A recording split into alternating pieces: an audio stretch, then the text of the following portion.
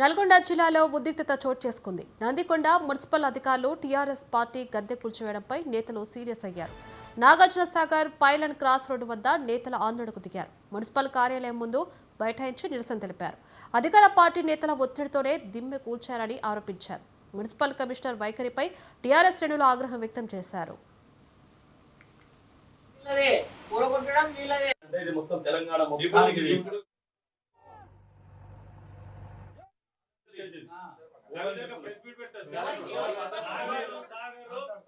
రెడ్డి గారికి నల్ల మచ్చ ఇది అది కేవలం కమిషనర్ ఇక్కడ రాకపోతే మొత్తం రోడ్డు రవాణా మొత్తం ఇక్కడ ఆగిపోతుంది.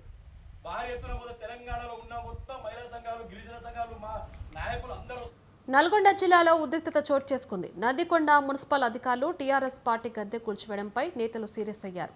Nagarjuna Sagar pilot cross road వద్ద నేతలు ఆందోళనకు దిగారు. ఇదే అంశానికి సంబంధించి మరిన్ని అప్డేట్స్ ఫోన్ ద్వారా సైదులు అందిస్తారు. సైదులో మున్సిపల్ కార్యాలయం ముందు బైఠాయించి నిరసన తెలిపినట్టుగా తెలుస్తుంది. అయితే అధికార పార్టీ నేతల ఒత్తిడితోనే దిమ్మె కూల్చారని ఆరోపించారు. మరి ఎంతవరకు నిజమంటారు?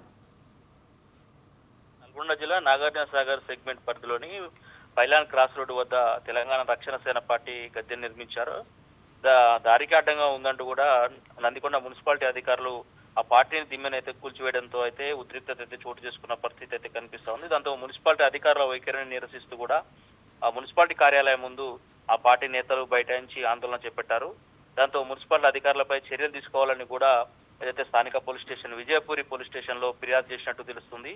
అయితే తెలంగాణ రాష్ట్ర సేన పార్టీ గద్దెతో పాటు పలు పార్టీలు కూడా అక్కడ ఉన్నాయని, కేవలం కుట్రపూరితంగానే వ్యవహరించి ఒక తెలంగాణ రక్షణ సేన పార్టీనే గద్దె కూల్చడంపై అధికారులకు అధికార పార్టీ నేతలకు ఎందుకింత ఇంట్రెస్ట్